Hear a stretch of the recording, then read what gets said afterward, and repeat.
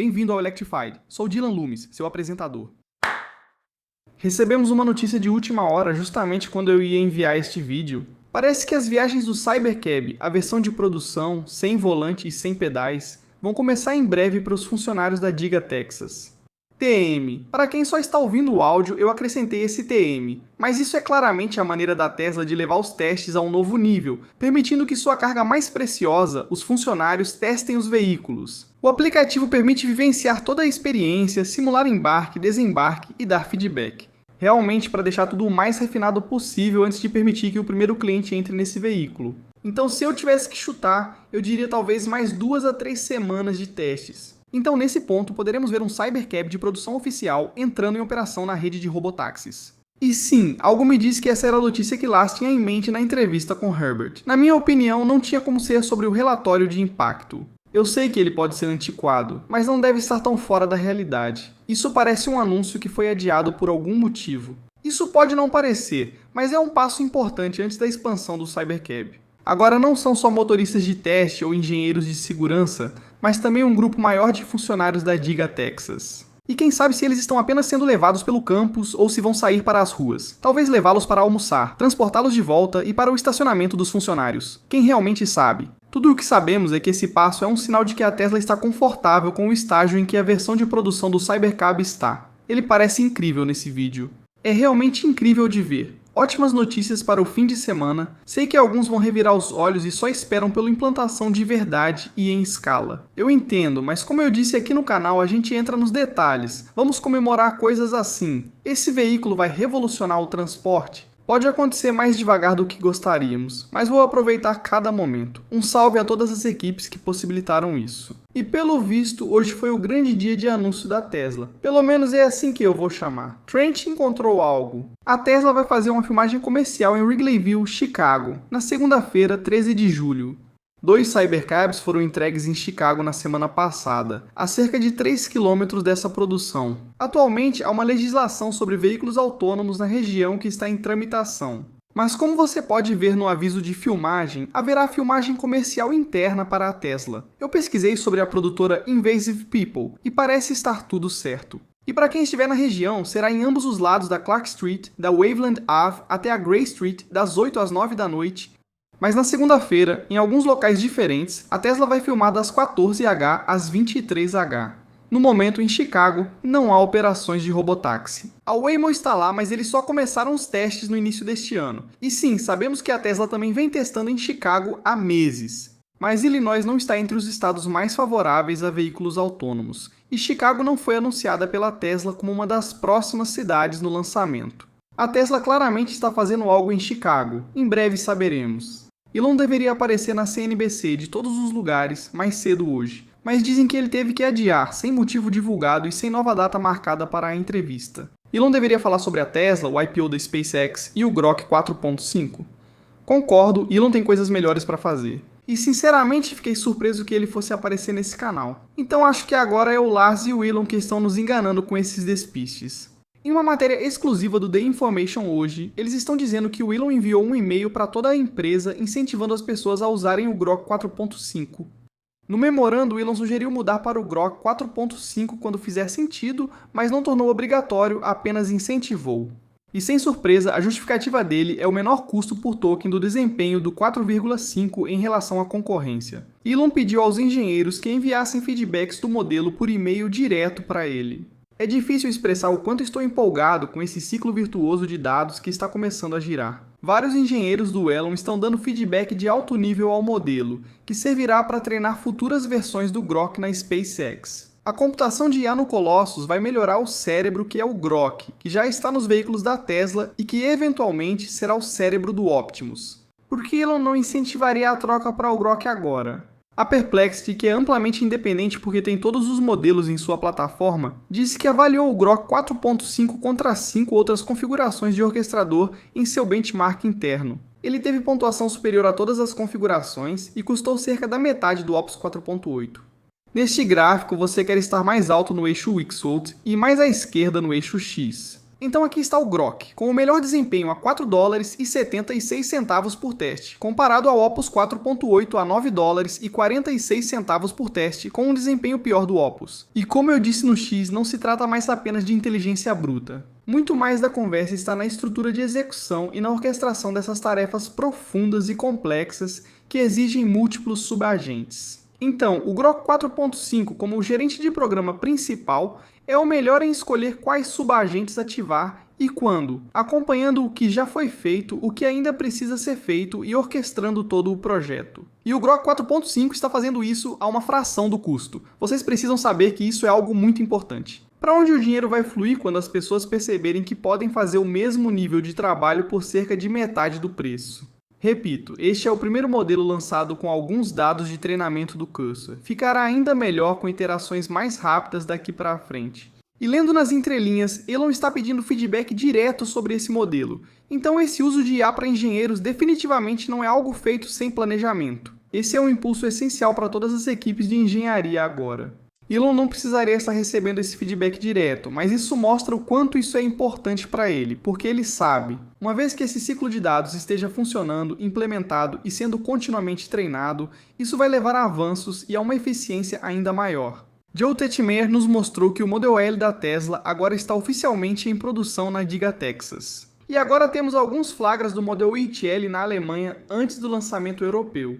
Como sabemos, as entregas dessa variante para a América do Norte começam em setembro deste ano. O Model Y já recebeu a homologação de tipo da União Europeia no final do ano passado. E não precisa ser o mesmo cronograma, mas nos Estados Unidos levou cerca de 2 meses depois que o Model L foi visto com camuflagem, para que os pedidos realmente começassem a ser aceitos.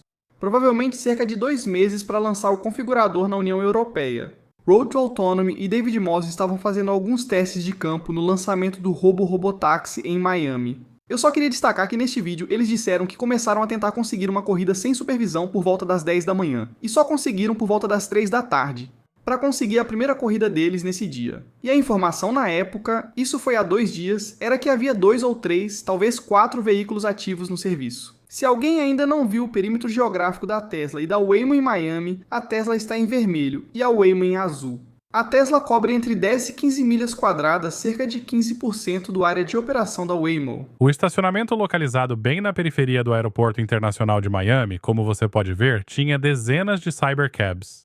Enquanto estávamos lá, não vimos nenhum Cybercab entrar em serviço. No entanto, com base no tamanho do estacionamento, na localização do estacionamento, e queremos enfatizar ainda mais a localização. Bem na periferia do Aeroporto Internacional de Miami, a cerca de 3 a 5 quilômetros do depósito da Waymo no aeroporto, há muita sinergia aqui. Para nós, isso é um sinal claro e uma indicação clara de que a Tesla está se preparando para expandir a operação do Cybercab no mercado de Miami. A isso eu diria respeitosamente, vamos com calma. Nenhum daqueles Cybercabs que vi no vídeo tinha a identificação oficial de Cybercab. Era tudo apenas identificação de engenharia ou nenhuma identificação. O Cybercab claramente ainda está apenas na fase de testes. Eu só esperaria os Model Aries em Miami por algumas semanas. Sim, a Tesla pode surpreender, mas para mim isso faz mais sentido. A Tesla lançará o Cybercab onde tem mais dados de treinamento, que é Austin. Adoro ver a Tesla chegar a uma cidade nova, mas precisamos ser realistas. São de 10 a 15 milhas quadradas com 2 a 4 veículos. Até mesmo David Moss, especialista em encontrar essas caronas não supervisionadas, leva horas para conseguir uma. Isso nem é um serviço, é só um beta. E sim, no Texas a Tesla pode ter 102 veículos oficialmente registrados, mas nas ruas em qualquer momento provavelmente ainda está entre 30 e 50 veículos ativos. Então sim, eu entro nos detalhes aqui. É o que a gente faz. E eu comemoro pequenas conquistas, mas olhando de forma mais ampla, já passamos de um ano das operações do Robotaxi da Tesla e estamos na faixa de 40 a 50 veículos não supervisionados. E eu só estou compartilhando isso para que possamos tentar entender por que tantas pessoas estão chateadas e frustradas. E sim, claro, eu concordo, segurança em primeiro lugar. Só estou dizendo, sejamos honestos, o primeiro ano de operações foi majoritariamente decepcionante em relação às expectativas. Tenho certeza de que a maioria de vocês já ouviu falar, mas olha, o absurdo que está acontecendo em Nova Jersey agora contra a Tesla. Só para deixar todo mundo por dentro, há um projeto de lei que deve ser votado ainda este ano, que exigiria que empresas que queiram operar veículos totalmente autônomos em Nova Jersey usem câmeras mais 2 outras tecnologias de detecção, geralmente lidar e radar. Se aprovada, Nova Jersey será o primeiro estado a fazer isso. Mas como já dissemos, era só questão de tempo, e aqui estamos. Sim, se aprovada, essa medida impediria que o sistema só com câmeras da Tesla funcionasse em Nova Jersey, a menos que mudem o hardware. Então sim, essa é a realidade do circo em que vivemos. Temos políticos dizendo aos engenheiros da Tesla como fazerem seu trabalho.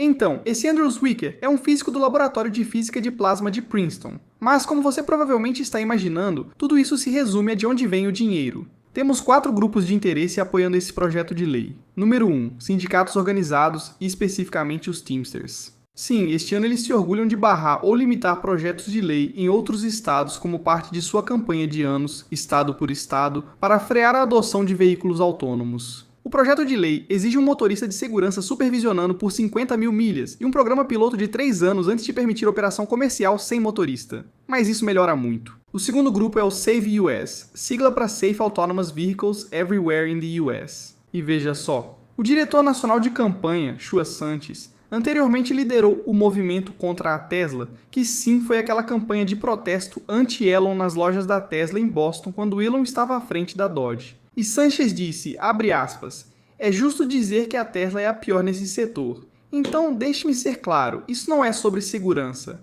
Isso é realmente contra Elon e a Tesla. E veja só, a Save US se recusa a divulgar seus financiadores.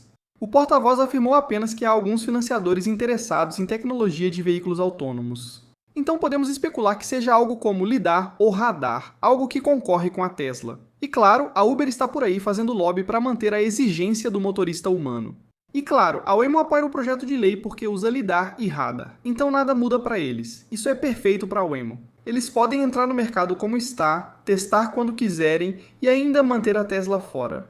Então eu tenho muita confiança em dizer que isso aqui é, no mínimo parcialmente, mal intencionado contra o Elon e a Tesla. Se quiser se juntar à Tesla contra esse projeto de lei, acesse o link abaixo. Basta entrar na sua conta e clicar em alguns botões, pois já está tudo pré-escrito. E sim, também é verdade que o grupo Save US foi o principal responsável por impulsionar a exigência do sensor extra. Sabe, o grupo liderado pelo ativista anti-Elon. Acho difícil avaliar se esse projeto de lei será aprovado como está. Vamos ter que esperar pela votação ainda este ano. Mas de qualquer forma, quando você tirar a camada superficial e ver o que realmente está acontecendo, é simplesmente muito revoltante. Para quem pergunta, sensores extras não seriam mais seguros? Não, isso se chama fusão de sensores, pesquise sobre o tema. Sim, vai demorar para a Tesla aprender a operar com segurança na neve e em condições adversas. Mas entre limpadores de câmeras, redundância e simplesmente encostar se as condições estiverem muito ruins, ouça o que estou dizendo, sensores extras não são a resposta. Veja todas as besteiras que os carros da Waymo já fizeram. Precisa dizer mais? Para a decepção de muitos proprietários do hardware 3 nos Estados Unidos, a Tesla Coreia anunciou que o FSD V14 Lite está chegando à Coreia. Sim, será um lançamento gradual na Coreia, porém, pelo que vejo, a maioria dos donos do hardware 3 na América do Norte ainda não recebeu o V14 Lite. Não gosto quando a Tesla promove algo como se todos tivessem acesso, mas só cerca de 3% da frota realmente possui. Enquanto isso, o restante das pessoas espera semanas pelo recurso. A comunicação precisa melhorar, isso é o básico do marketing. Só tenha cuidado com as expectativas criadas. Quando se trata do Model E Performance na China, claro, ele estava disponível antes da atualização Juniper, mas depois disso nunca mais voltou ao mercado chinês. Mas hoje, a notícia é que o Model E Performance está prestes a voltar ao mercado chinês. Após a atualização Juniper, tivemos a versão padrão com tração traseira e a de longo alcance nas opções traseira e integral. E o Model E Geller é a 4ª variante, então o Model E Performance agora será a 5ª. A Tesla divulgou um vídeo mostrando equipes removendo as linhas de produção dos Model S e X em Fremont. Um pouco agridoce, já que esses veículos são a razão de a Tesla existir hoje, mas às vezes é preciso abrir espaço para novos capítulos. Pelos trechos das imagens, o novo equipamento do Optimus está pronto para ser instalado, e Lars afirmou que a Tesla já recebe esse equipamento da Tesla Automation, na Alemanha. Além do tempo de envio, a validação do equipamento leva 1 ou 2 semanas após a chegada. Já a Tesla precisa montar mais de 40 linhas para diversos componentes. Então, nos próximos meses, vamos montar essas linhas e talvez uma produção em baixo volume até o 4º trimestre. Na página de carreiras da Tesla, surgiram novas vagas para especialista em preparação para locação. Estados como Califórnia, Maryland, Pensilvânia, Arizona, Kansas, Washington e Flórida. Acho que esse é um programa incrível, adoraria ver ele se expandindo continuamente. É possível agendar aluguel por até 7 dias a partir de $60 diários e carregar grátis em qualquer supercharger. E a informação é que o FSD está incluído como deveria ser. A LG Energy disse que está expandindo a produção de baterias cilíndricas em sua unidade na China, apoiada pela crescente demanda por veículos elétricos da Tesla, incluindo o Model Years. A LG está se preparando para começar a operar uma nova linha de produção de baterias cilíndricas para atender aos pedidos crescentes da Tesla. Eles informaram que cada linha de produção tem capacidade anual de cerca de 2 gigawatts-hora, e a capacidade total deve crescer para a faixa de dezenas de gigawatts-hora. Então, a LG está expandindo para várias novas linhas de células cilíndricas. Mas mesmo que apenas uma delas fosse para a Tesla, 2 gigawatts-hora seriam suficientes para algo em torno de 25 mil Model Years. E rapidamente, precisamos falar sobre o One X e Neo, e o anúncio das mãos deles com 25 graus de liberdade. Essas mãos são fabricadas nos Estados Unidos. Eles têm uma fábrica em Hayward, Califórnia, e estão construindo outra, várias vezes maior, também na Califórnia, prevista para inaugurar no final deste ano. E eles disseram, essas são as mãos que virão em cada Neo. Esses 25 graus de liberdade são 22 totalmente atuados nos dedos e na palma, e 3 no pulso. Se você pressionar um dedo e ele ceder, ele vai informar exatamente quanta força você aplicou. A força flui para fora e a informação retorna pelo mesmo caminho físico. E é isso que transforma um empurrão em uma medição. Então toda a atividade da mão e todos esses dados dos sensores estão treinando a política de controle das mãos. E eu tenho que admitir, só de olhar para a engenharia, os atuadores e os tendões, é um design realmente incrível. Neo pode montar estruturas de Lego, pegar parafusos individuais e moedas de uma carteira, girar e instalar lâmpadas, usar chave de fenda, girar objetos, fechar zíper, separar uvas por cor, servir chá, pegar bola macia, conectar carregador USB-C, segurar taça de vinho, limpar superfícies com papel toalha e spray, comunicar por linguagem de sinais e muito mais. As mãos possuem classificação IP68, são à prova d'água e seguras para contato com alimentos e permitem que Neo lave as próprias mãos como um humano. As mãos têm sensores táteis avançados e de alta resolução nos dedos e superfícies, medindo força normal, localização do contato e cisalhamento. Isso permite que Neo detecte quando os objetos começam a escorregar e responda em tempo real. E a pele é coprojetada com os sensores em seu interior e os tendões por trás dela. É um material funcional, não cosmético. Eles afirmaram que os componentes dos conjuntos completos dos dedos foram testados por milhões de ciclos, as unidades de acionamento suportaram temperaturas extremas, e as articulações do pulso foram confiáveis além de 2 milhões de ciclos sob altas cargas. Como a Tesla planejava, e talvez ainda planeje, os motores ficam no antebraço, onde se concentra a força de preensão da mão. E o principal, eles disseram que centenas dessas mãos já saíram de uma linha de produção escalável. Fabricamos essas 25 mãos em nossa linha dedicada, com processos de alto rendimento e testes finais completos.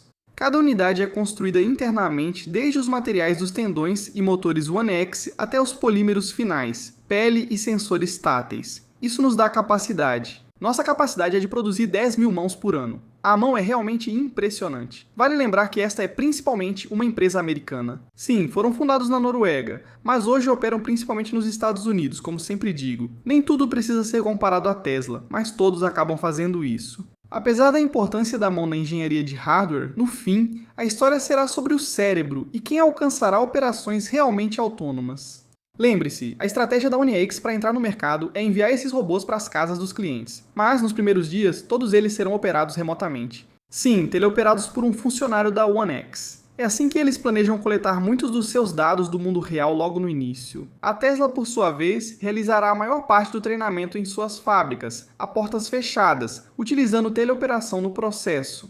Mas até onde sabemos, o caso de uso inicial da Tesla será interno. E nem preciso dizer, mas não sabemos o custo dos produtos vendidos da Neo, nem o caminho realista para lucratividade ou fluxo de caixa livre. Porém, precisamos ser razoáveis e dar tempo a essas empresas. A Tesla levou mais de uma década para se tornar lucrativa, caso você tenha esquecido. E veja, eu sei que a Tesla não nos deve nada, eles não nos devem demonstrações. Se quisessem, poderiam facilmente vestir o Optimus com uma camisa, colocar luvas e fazer algo. Já fizeram demonstrações antes.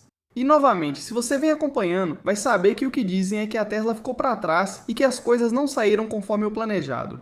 Agora, eu não faço ideia de quão verdadeiros são esses relatos, mas a Tesla ficou completamente em silêncio sobre o Optimus já faz meses. Mas, seja como for, eu acho que a Tesla está atrasada? Não, eu acho que eles estão seguindo um caminho diferente. Acho que eles estão otimizando para outras coisas. Eu acho que essa coisa de quem está na frente ou atrás é, no fim das contas, uma besteira. Muitos participantes diferentes vão vencer nesse mercado. O mercado total endereçável é enorme. No fim, não importa quem chegou primeiro ao mercado, mas sim quem chega primeiro a um robô autônomo realmente útil. Teleoperação não é solução a longo prazo, mas, falando sério, parabéns ao Onix, a mão está incrível. Espero que vençam como empresa americana e que os consumidores tenham opções. Eu adoraria ver alguns protótipos iniciais nas casas. E se isso acender uma faísca nos engenheiros da Tesla, isso também é ótimo. A SpaceX lançou mais um vídeo da sua série documental sobre a Starship. Recomendo muito que assista. Não é um vídeo que eu consiga analisar. A grandiosidade do vídeo está nos visuais e paisagem. Deixo o link abaixo caso não tenha visto. As ações da Tesla fecharam o dia em $407,76, uma alta de 0,3%, enquanto a SpaceX teve um desempenho inferior hoje, fechando em $145,30, uma queda de 4,51%. Isso enquanto o NDX subiu 0,3%. Desejo um ótimo e seguro final de semana a todos, e agradeço muito aos meus apoiadores no Patreon.